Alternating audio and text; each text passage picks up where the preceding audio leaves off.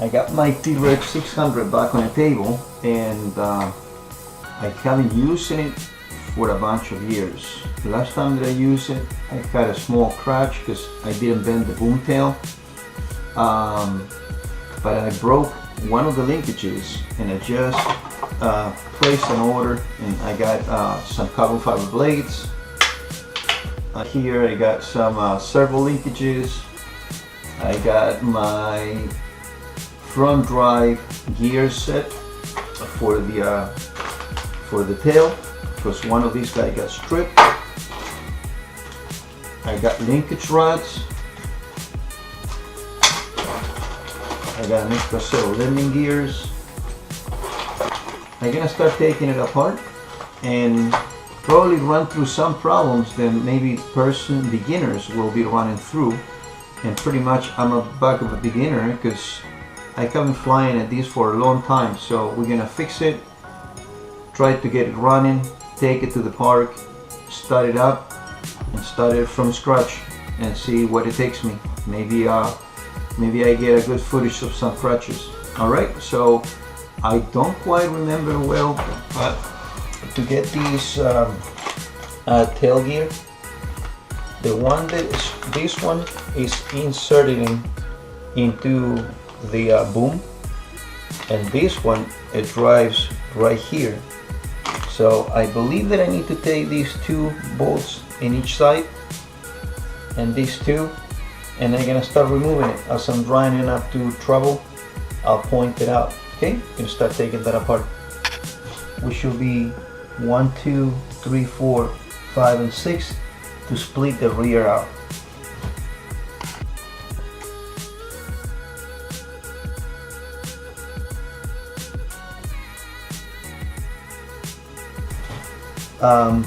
Four screws in either side, 2 on the bottom, and look like these got loose, so I should be able to wiggle these out. The reason that this doesn't come out is because the braces, they're attaching the entire boom tail to the frame of the Heli. They still on place, so I need to remove my tank. This is for a 3D flying, so always stays with fuel.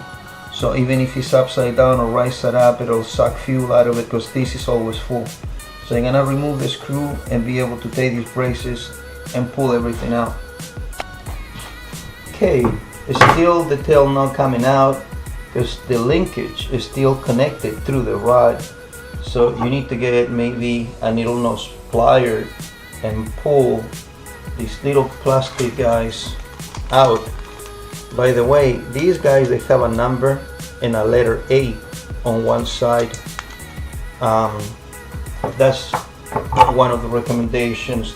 Then the website says, I think right here, you won't see it, but it says number 12, and on this side is a letter A. The number is always gonna be popped into the ball linkage, and the letter is supposed to be sticking out. Got to be a reason so they stay pressed in. And yep, just like I said, the letter A is up and the bottom is popped into the linkage. I realized then this is a 2-part case and need to be split, and it's 4 screws, 2 here and 2 here, and I'm using a very little screwdriver, and I'll be able to pry this guy open. When this split open, then you can change the gear. Okay, I split the case enough, put the boom tail out. These have like notches that they're gonna lock up in there. Then I took the center tube and slide it back. I was able to pitch these sideways and pull them off. Put the bearings back together, and I push these forward, press it all back, and slide the boom. The boom have a notch on the side, and I believe that right here on this tube inside is also a piece of plastic that line up with there so the tube doesn't spin around. Okay, putting it back together and put it all together, put the screws, put Loctite on these ones, and move on into the linkages they broke. I'm gonna use the caliper, measure these linkage so they have the same distance from end to end, and replace the one that is broken here. I also have one that is broken right here.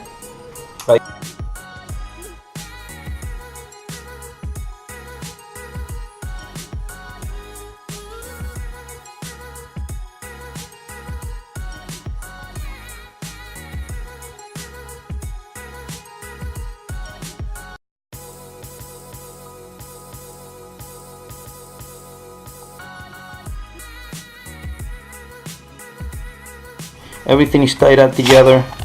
The spindle was straight, got the blades back in, and it's all ready to go. So I'm gonna check up the glow plug and a couple of other things. We'll see if we can start it. So now is 6:30. I did stop for a while, but I went to try to start the Heli and didn't start at all.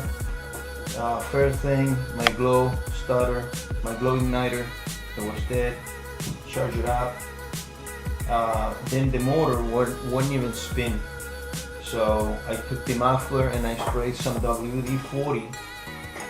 Put the torque tube in it and spun it with a wrench, and it got loose. I finished that up and didn't start it. Now I took the carburetor out, and inside the barrel is stuck halfway open. Might be very difficult to see it. You might see light through the window. That's why I'm showing the video this way. So I'm gonna take the needle nose here. I'm gonna take whatever I can take apart, clean it all up, put it back together because it's not priming any fuel. And I'm gonna take it outside if it does start. Okay, this is something important to point out. Using is a single line on the housing of the carburetor, and the carburetor itself, that part, have like a little point. When that pointing to the line, the carburetor barrel is completely closed, and fully open is right here on this line. So if I'm giving throttle right now, I'm fully closed, and as soon as I start giving throttle and I use my throttle cut, this switch, which the lights start blinking, you guys gonna see then it shuts with the throttle already engaged. If I want to shut the motor off, it's bringing it to 0, so it will kill the machine from being running. You guys gotta set that up into whatever radio you guys use. Well, right now at full throttle, okay, I'm gonna take my kill switch off, and if you guys see at full throttle, I'm still about 1/8 of an inch from really being full throttle. So what I'm going is into end point right here and scroll down to throttle, and on throttle I have 140% fully open, and I have 40% fully closed. The fully closed is with the engine basically stalled, so my kill switch won't be working. It won't cut the motor off. It's not play. So what I'm gonna do is, with the throttle all the way down, I'm gonna increase this to, the number's gonna go up 43, 44, and if you guys see it, now start opening up. Gonna turn the phone on again. Now throttle completely down. I'm a little off that point. That means the engine is a teeny bit open, maybe a 16th of an inch. So now I have an idle, and if I need to kill the motor, my kill switch will bring it to fully close.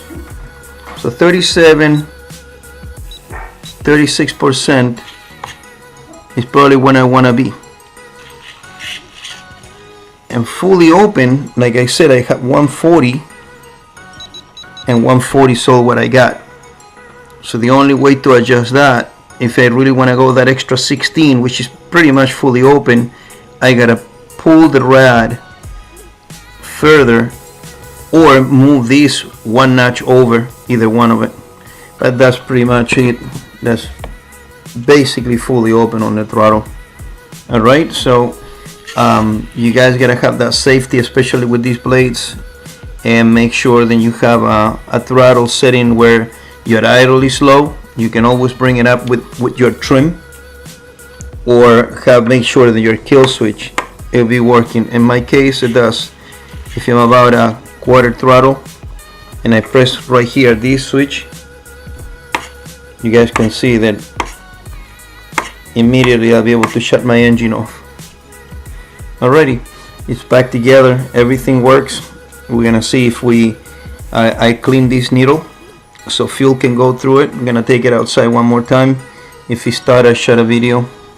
If it doesn't, I'll probably post the video. It's running absolutely beautiful. The idle is mint, but the blades are way off. I shut it off, and I wanted to guys show you, whoever, you know, this is more for beginners, including myself, okay? I'm not trying to master anybody on these things, and obviously I'm not even near to be a master. I used to just be able to you know, do backflips, and that's about it at that time. But when these blades are spinning and you look at the Heli from the side, you can see that the tracking of the blades are way off. One is high and one is very low, and the helicopter is a little erratic. That means when this blade comes around this way and the Heli spin, the other blade comes around much lower, and when it picks RPMs, you can see them, then the blades are separate. One is spinning higher, one is spinning lower.